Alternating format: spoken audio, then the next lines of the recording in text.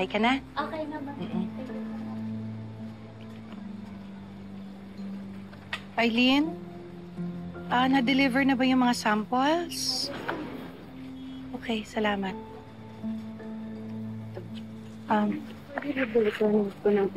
For delivery? Yes po. Okay. Alright. Salamat. Okay.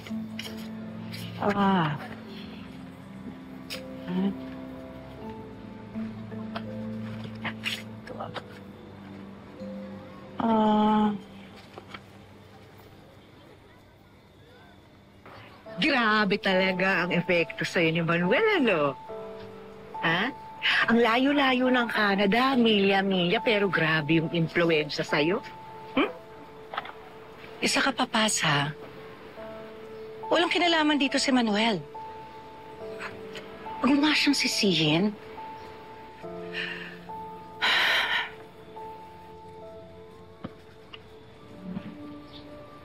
Teka nga muna, bakit kailangan kong mag-explain ng desisyon ko sa inyong lahat? Dahil, Mars, parang may something, eh. No? Hindi mo ba naisip na parang konti lang naman na maling desisyon mo?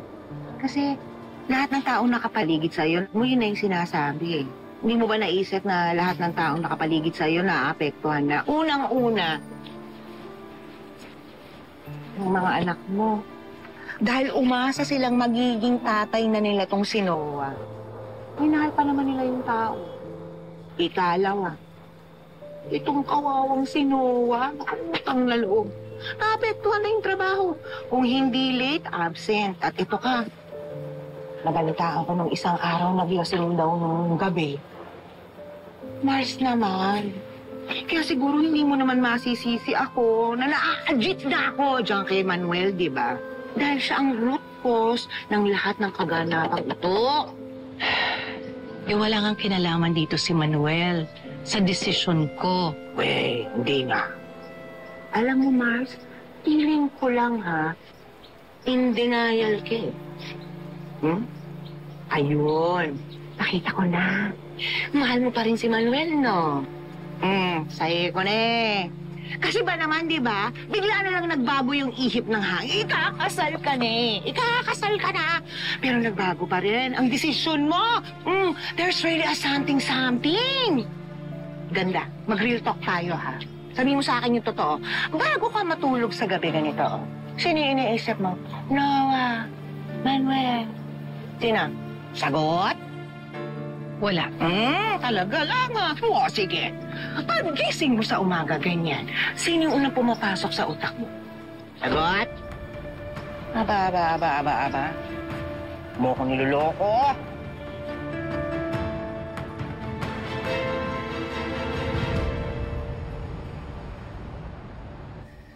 Just here, sirs. Thank you. What are you doing here? I sent an email requesting for a week extension while I'm looking for a new nursing home, so can't you wait? I'm sorry, ma'am. We're just following orders. No. Take him back. What are you doing? Ano?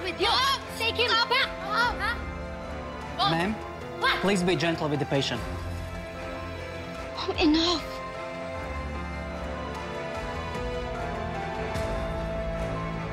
No, I said take him back. I don't want him here. Stop it! Stop it! Stop it! Ano ba?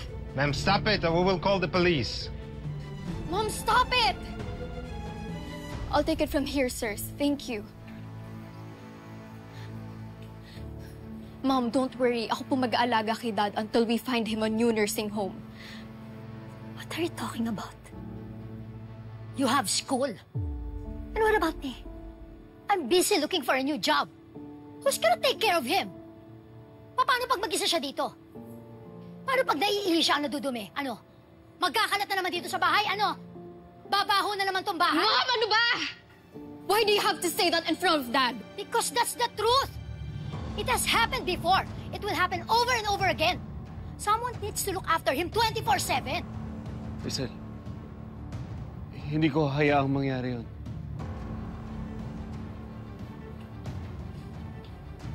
Talaga ba? Talaga, Manuel? Ni hindi mo nga maigalaw yung mga paa mo eh. Makokontrol mo pa yung tiyan mo?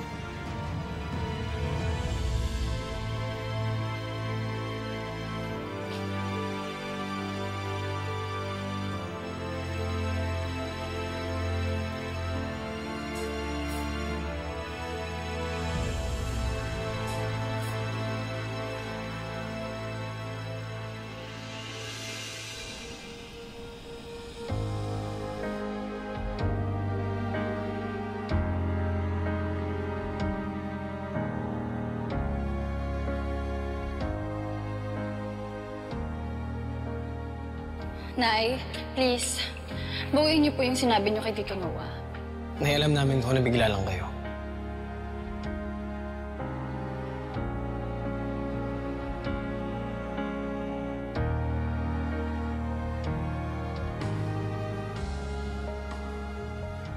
Eh bakit ngayon lang nagbabago yung isip niyo kung kailan may nangyari sa lalaking yun sa Canada?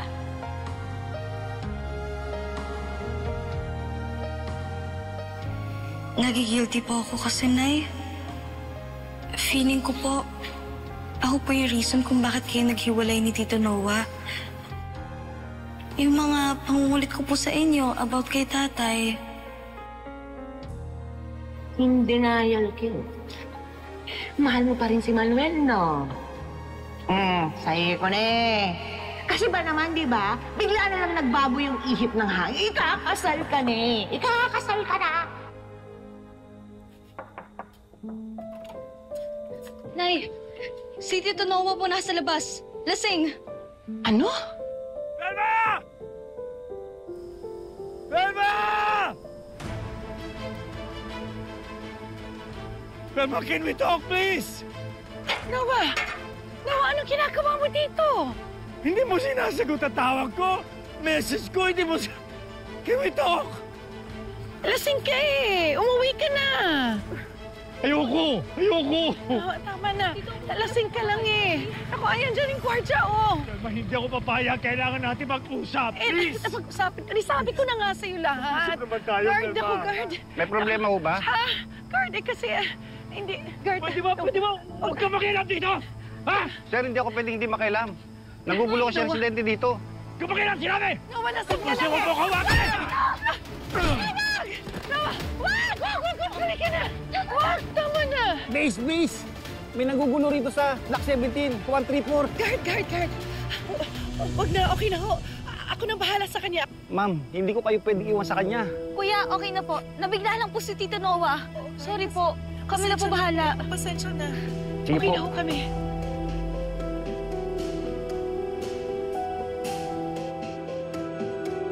Ano pa naman, Noah? Pati pa naman yung guard. Na walang ginagawa sa'yo, pinatulan mo pa. Buti na lang nakiusap kami ni Colleen eh.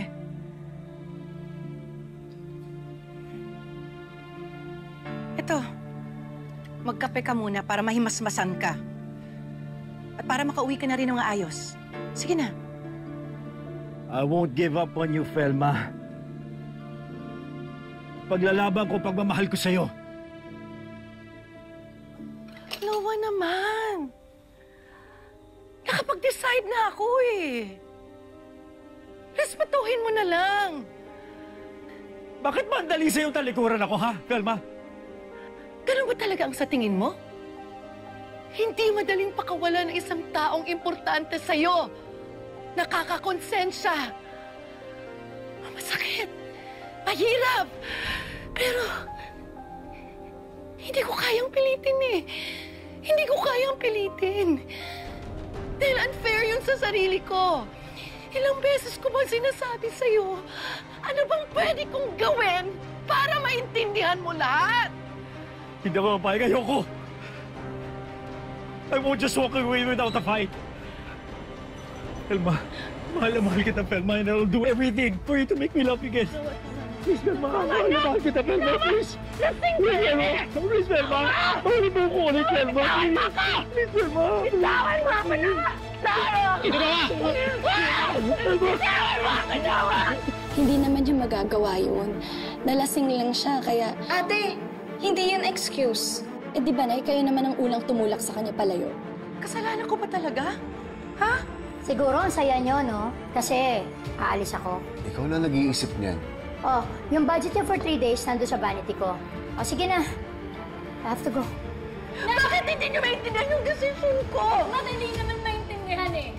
Kung hindi involved dito yung lalaking nang iwan sa inyo. Si Manuel na naman! Siya pa rin! Oo, Nay! Siya pa rin! Teka, bakit may bagahe ka? Aalis ka ba? Dad, tayo po. Saan tayo pupunta? Now is the perfect time. Tatakas po tayo habang wala si Mommy.